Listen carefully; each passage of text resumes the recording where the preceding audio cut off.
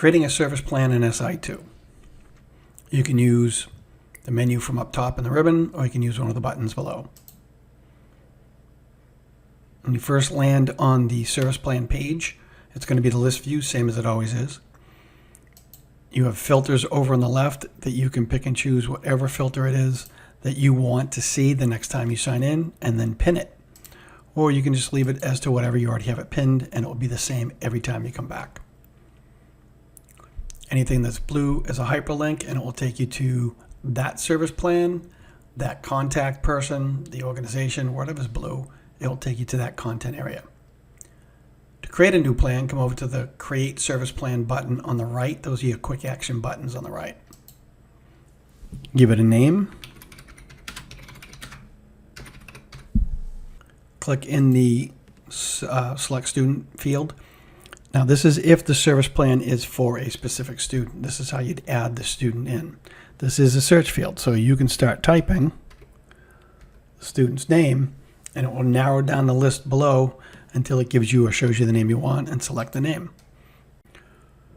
You're going to need to connect the service plan to a grant if you want to use any of that information, that effort and effect data, for your APR reporting, your annual performance report, and or your common project measures report. So come on down to the list. This list will just be the grants that are active. You'll probably only have one. In this case, there's a lot of test data. Select the grant that you want. Click Next.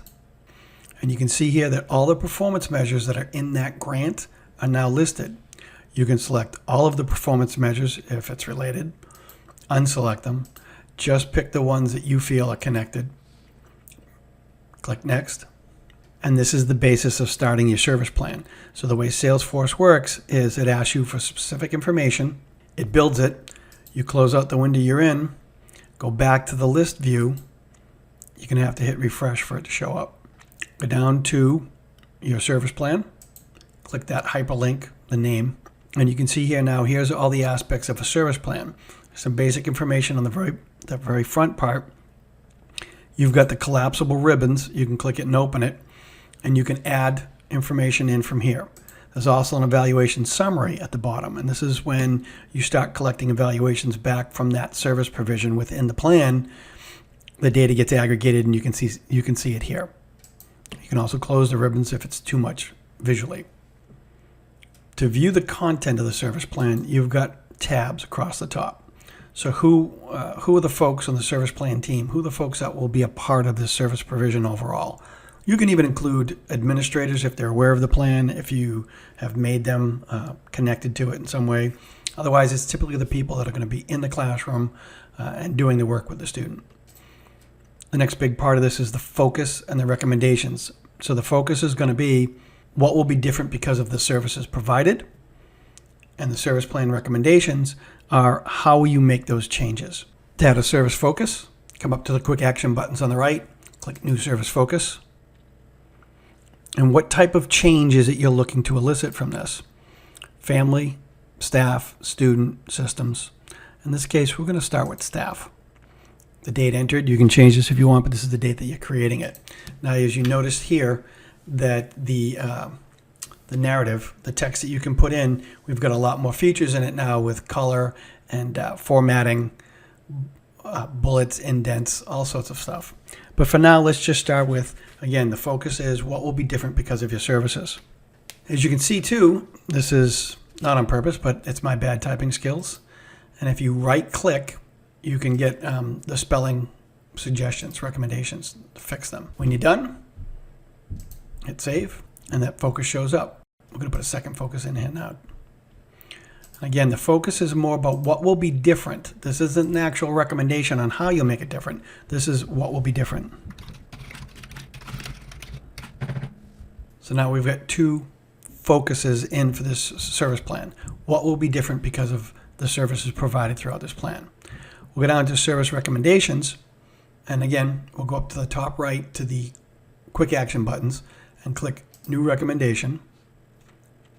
So in here, we're going to look at the to-do, the action item, and then who's going to be responsible for it. You don't have to put the who in. You do have to put a recommendation in, but you don't have to put the who. For service provision team, that's going to be whoever's whoever's on the student's team from your project. Those who have access to the database, those are the people that are on your team. So you can assign that in. And in this case, so the service provision team, Tom, will need to be able to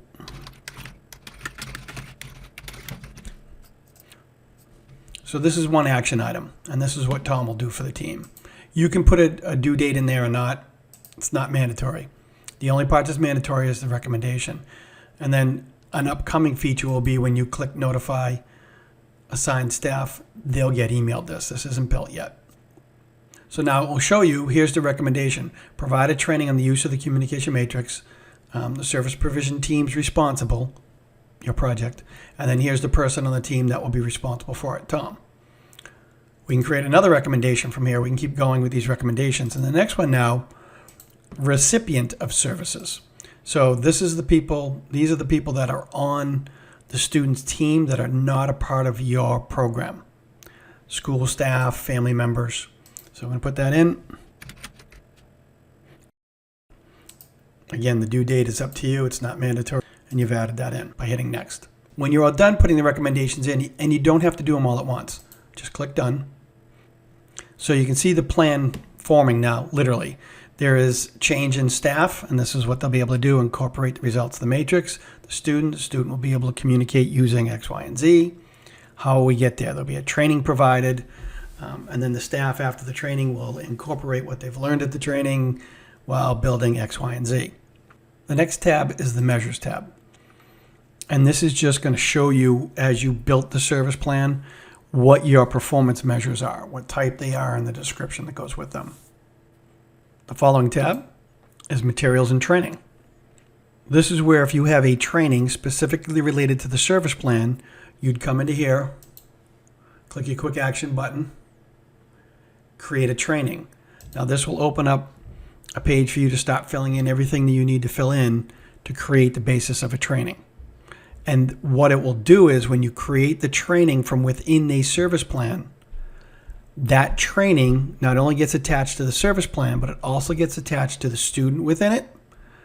And it also gets attached to any performance measures that are related to that service plan. You don't have to add these in again. I'm going to cancel this for now, but you'd see on the training video for trainings, you'll see how to fill in a training. Quick action button on the right, go down to create material, material name, type in whatever it is. Now we track and we record on this, did we create it and distribute it, or did we get it somewhere and distribute it? That just gives better data on how much work we have to do for our students, as a lot of stuff doesn't come right off the shelf. And again, you can see the list start to fill. Best practices is not a must. This was designed a long time ago in the field of deaf blindness with a list of best practice items. And you create this list now as you use it. So the current one that's in here is hand under hand, or you can create a new best practice. You can put a description in there. Once that's in and done, click save. Wait time comes up. Save when you're done. Next tab is evaluations. This would list out all the evaluations that went out. To send an evaluation out, drop down menu on the far right, click send service plan evaluation. And what it will list on here is everybody that's associated with the plan right now. You can click them all off, click next, and that will send them a link to fill out an evaluation. After evaluations comes service logs. These are the service logs that are directly related to all of your efforts within that service plan. So if you build your service logs from here, it will save you a couple of extra steps. Quick action menu on the right, go down to create service log. You're going to put the start date in, end date, times, service category. So it's the general, broad, overall category, content, type of service provision that you're giving. We're leaving this list static so that we can start comparing apples to apples in the field. Now underneath that, the subcategory is the visit type. So this is a list of all the types of visits that you could have, site visits that you would have underneath that category. Select the one you want. Here's where you'll place in your notes from the visit, your observations.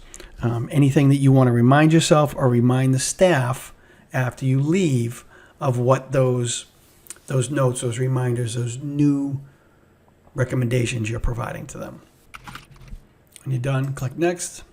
All of your service logs are now listed here underneath this tab. This is called an object, by the way. So these lists that are underneath your tabs are objects, and this particular case, this object's all about service logs related to this service plan. The last tab is Documents. So we can add anything that needs to be a part of this service plan, anything you handed out, anything you want to save related to the service provision. Just click Add Files. You can pick from anything that's already in the database, or you can click Upload Files. That opens up a window. You go anywhere in your desktop or anything that you have connected to it, search the file you want, select it, and upload it.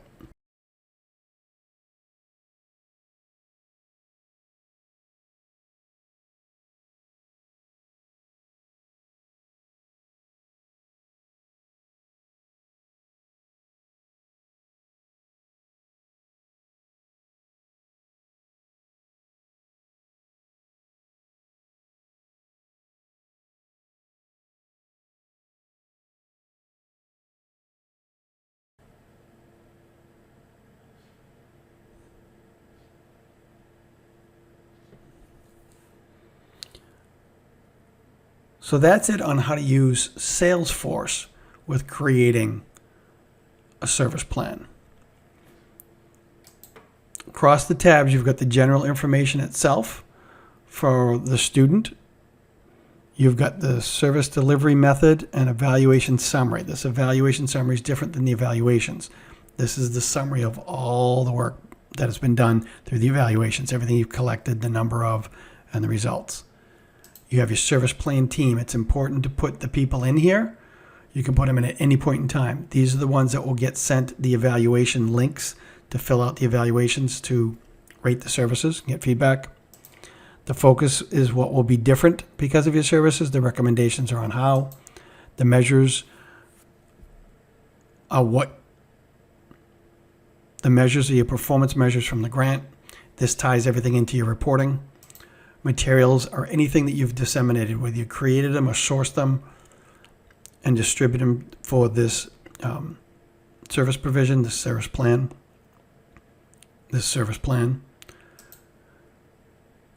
Trainings that are done specifically for this plan are listed here, built through here. We'll pull all of the performance measures in for you. The best practices are just standard things that we make a lot of recommendations for. And this is just a way for you to build them and put them in. Evaluations are listed, so anybody that's been sent an evaluation will be listed here. The completion dates come back. When the evaluations come back, there'll be a completed date. All service logs related to the plan that are connected to it will be shown here, and then any documents you've added are listed. That's a quick review of how to use SI2 to develop a service plan.